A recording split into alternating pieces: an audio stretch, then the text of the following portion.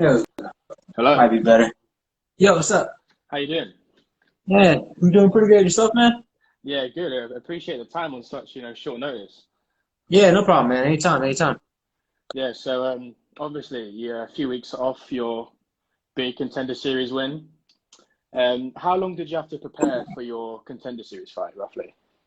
Man, I had like almost this whole entire quarantine to prepare for it. Like, because I found after my fight got canceled in March, due to COVID and everything, I pretty much just got back into it and just started training. Because they told me it's like right after the cancellation, they told me it was like, hey, you got the contender series, look forward to. So I was like, all right, cool, yeah. So I got back into training as soon as possible. I really didn't take any breaks. I just jumped right back into it. And speaking of your fight being cancelled due to the obvious pandemic, how was your time during quarantine with the, diff changes to training, gyms being cancelled, etc.? How did it affect you? It affected like the gym. The gym actually had shut down, so we ended up closing up shop and having to move all the stuff and everything. But we coordinated right, and we ended up getting a little storage facility. And we were training outside like a print T-shirt company that had a little extra storage space. So that's where we were at training the whole entire time until we found a place at O Athletics to train. So it all worked out. It all worked out very well because we went from a storage place to like a really grade A facility. Fantastic. And speaking of facilities, going from your storage, like you said, to the UFC Performance Institute in Vegas, how was your time with the Performance Institute? Man, we went to the Apex, the Performance Institute. I'm still trying to go, man. I'm probably You gonna haven't try to gone hit. yet. I'm leaving towards leaving to Vegas tomorrow. Actually, tomorrow morning. So I'm gonna head off to Vegas, and then while I'm there, we had to quarantine for 24 hours. So once I'm out of quarantine for 24 hours, I'm gonna try to hit up the Apex. I'm gonna try not the Apex, the PI, because I want to try to see like where everything should be at, like my nutrition wise, my how much weight I'm able to cut, like see if I can make a cut to 25 if possible, or if I should stay at 35 or even move up, and see what I should take in and take out, what deficiency I'm in, and then also try to get my VO2, try to see where my levels are at with everything, you know. So are you planning to not stay at Bantamweight, or are you just seeing how everything goes and then make a decision off of that? I'm just trying to like see where I can perform optimally. If I can drop down to flyweight and be good there, then I'll drop to flyweight and be good there.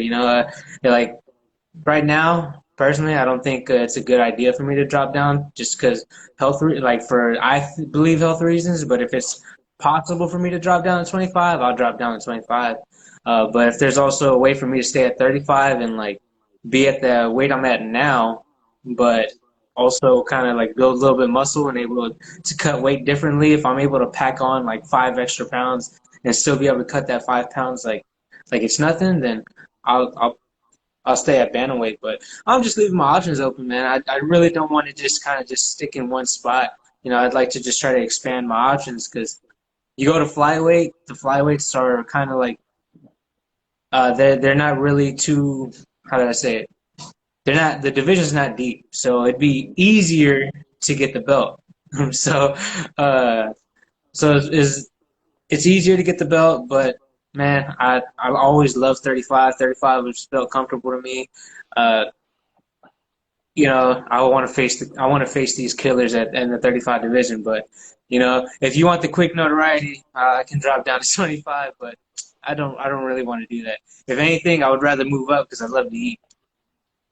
Okay. So obviously with your performance at the Apex, I think if I'm not mistaken, it was the fifth fastest knockout in contender series history. For you personally, what's it like to hold a achievement such as that? Man, I didn't even know. I found out like later on during the day, going out by my day, and once I found that out, I thought that was like the icing on the cake. That to me, that was amazing. I was like, man, now like my name's in the history books, at least for the time being. I'm at number 5, So I'm at number 5. So if someone comes in at 38 seconds, I'm knocked out. I wish I Yeah. would have done it faster, but if I go back, I'm like, well, I dropped him here, and Jason Herzog stepped in. Like it should really be like 35 seconds, but uh, man, until then, until it gets knocked off, I'm gonna be on cloud nine until then. So is that the game plan coming in to try and get him out as early as possible? For Brady, honestly, it just happened to fall that way. I knew that I was a better fighter, and I knew that I knew it was going to be kind of a tough fight because the way he fights differently. He fights using his wrestling to set up his strikes, and so that's what I was expecting more. I knew that I thought if I was going to get a first round finish, I thought I was going to get it like towards the end. I was aiming for a second round finish for sure. That's where I would have wanted to be at, but everything planned accordingly and planned. Actually, like it went faster than what I thought it was going to go because he started like he got aggressive with the hands really early on, and it just like for me, if you're gonna box with me, that's my bread and butter. I'll throw hands with anybody. And as you've seen, a lot of contender series fighters after being signed recently have been put straight in the deep end, as you say, immediately having a UFC fight weeks after getting signed. What was your motivation for coming back so early after your contender series performance? Man, I wanted to come back earlier. I wanted to come back earlier, and I just wanted to get in there. I wanted to get back in there because I've been training for this. I had like a whole like since January all the way up until now. I haven't even stopped training, even after the fight. Like I went back already came back this week. Came the whole week, like, and I'm actually about to go hit up training here in about an hour or two. So, man, I haven't stopped training. I came out healthy, so I wanted to get back in there. I'm like, well, it's like I think it's best for me to get back in there, get back in the people's eyes. If I wait 3 to 4 months, people aren't gonna really remember me. They're gonna be like, oh, yeah, he's the guy that fought once in the contenders. But I don't want to be that guy. I want to be the guy that continues to keep on fighting. So I would have loved a little bit sooner because I came out really healthy. I would have been able to fight this weekend if they needed me to. But I got ended up getting the Halloween date, which I'm completely fine with because it gives me a whole new training camp, and it gives me a little bit more to look at the person I'm fighting. Like I'm fighting Aaron Phillips. He's a really good fighter. He's already fought in the UFC like 3 times. Uh, so looking at that, it just motivates me a little bit more, and I'm just like, all right, cool. Now I have a date. Now I have a date instead of just kind of being in that limbo of like, well, I don't know if I'm gonna fight in a week or two or something like that. But it's signed and sealed and delivered. I'm ready to fight, man. It's a bummer for me that's 2 months away, but at the same time, I'm like, all right, cool. I get to hone my skills a little bit more. And like you said, you are fighting Aaron Phillips October 31st. Have you watched a lot of Aaron Phillips, or are you not the kind of guy to watch tape before fights?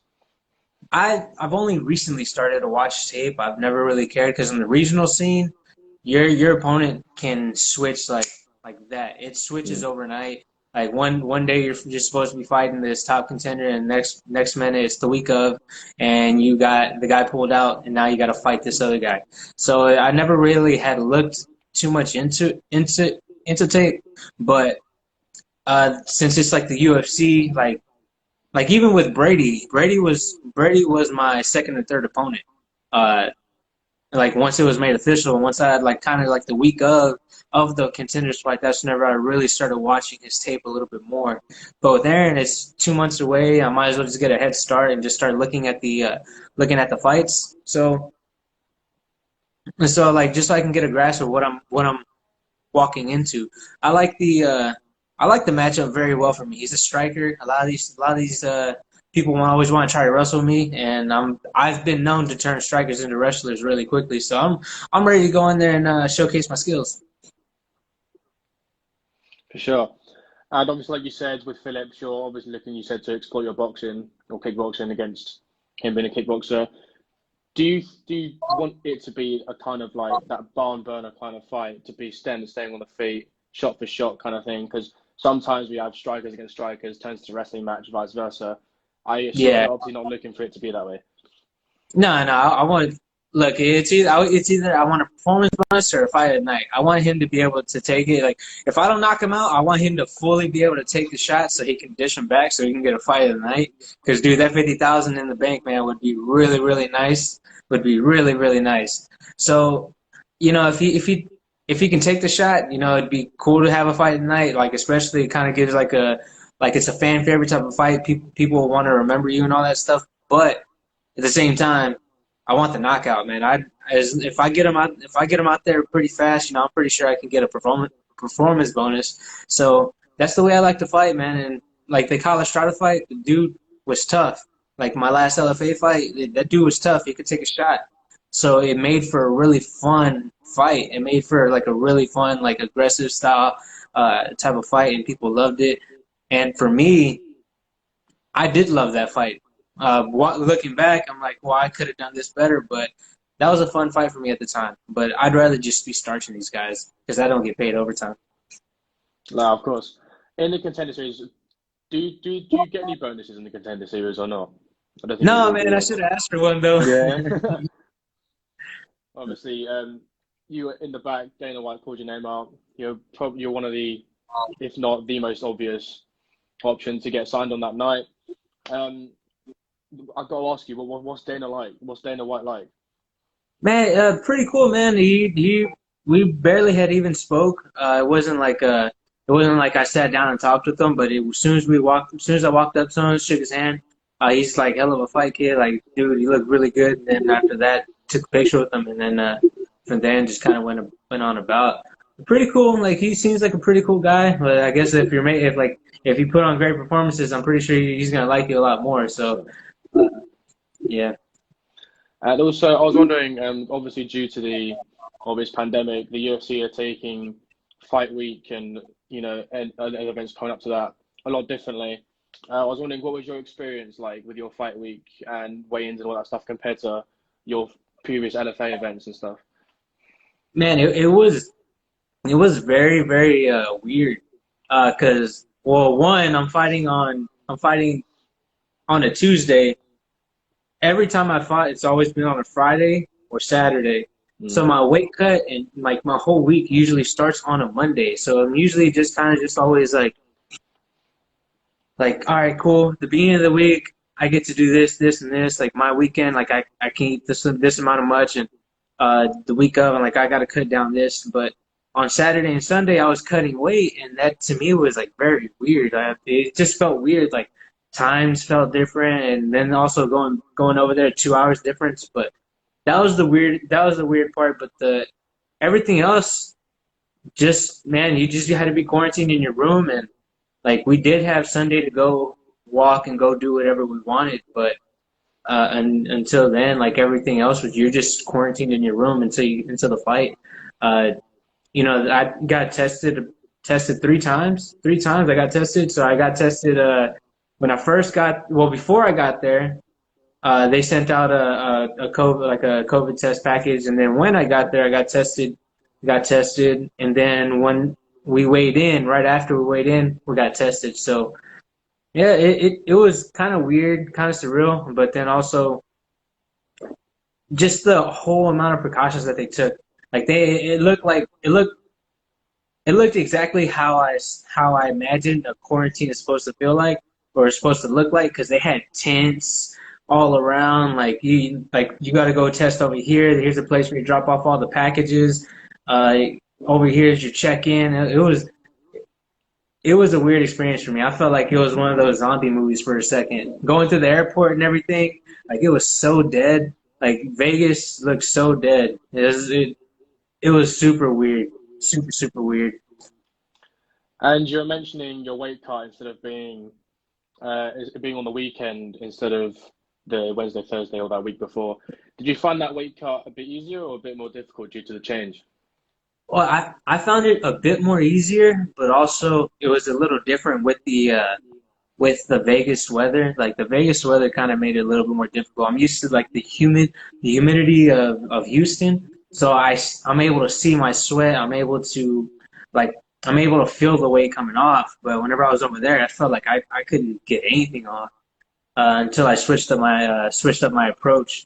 So it was weird, but I actually kind of appreciated it a little bit more because Monday through Friday is usually like I'm strict on my diet. So once it came to Saturday and Sunday, I just had to be strict for a couple more days. So it made it a little bit more easier for me. I liked it a little bit more, but what also sucked was coming back Wednesday and then like Tuesday or like Thursday and Friday were just kind of up in limbo. It was weird, but it overall I had a great experience. And also, I'd like to touch on your journey coming to the Contender Series, obviously, with recent family issues that you've gone through and so like that. I was wondering if you could tell your younger self something, obviously you know where you're going to go. If you can tell your younger self something, what would that be?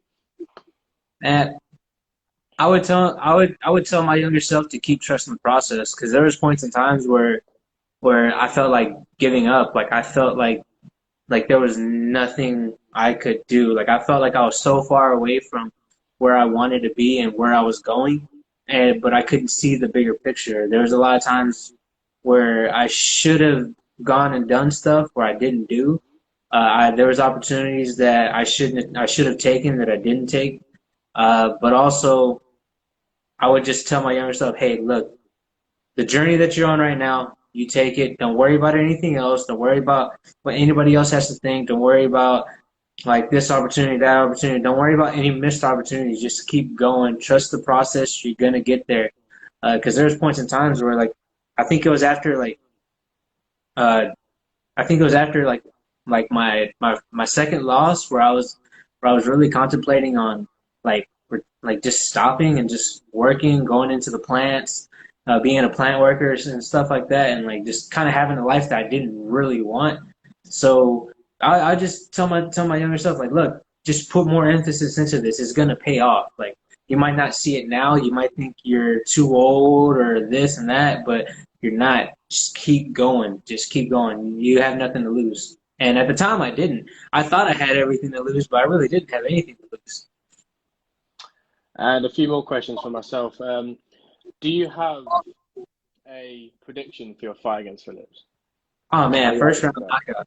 First First round. round knockout, man. I see like his boxing is to me, man. His hands. I don't see his hands being a problem for me.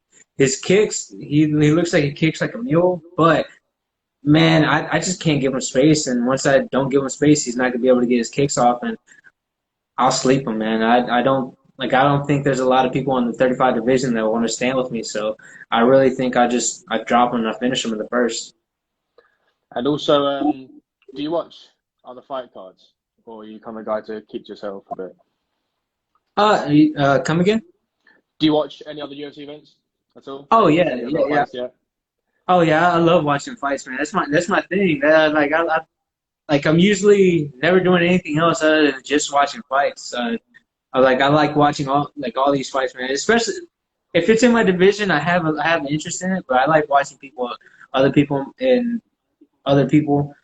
Like this weekend, I'm gonna be watching Pedro Munhoz versus Frankie Edgar, and it's mostly just gonna be just me just kind of looking, breaking down technique and trying to see what they're doing differently, what they do. I usually don't I usually don't watch fights to scout. I usually watch to see what they're doing differently, see what's working for them, and see what I can implement to my own game. Which at the end of the day, we're all trying to get better. We're all trying to improve as fighters. So that's exactly what I do. Like I've been taking that Khabib's thing, the Dagestani handcuff, and just started pinning. I've been wrestling a lot more, so I've been using that a lot more, and I've been working everything, you know. So anytime I watch fights, I take little tips and tricks and see what they're doing, and just try to see if I can implement it into my game.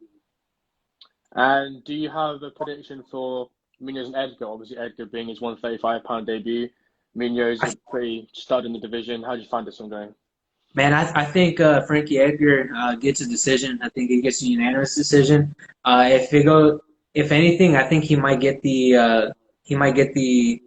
how can I say it, the like a fourth or fifth round submission. But Pedro Munhoz, he's not a slouch. He's tough. He's made that 35 cut before.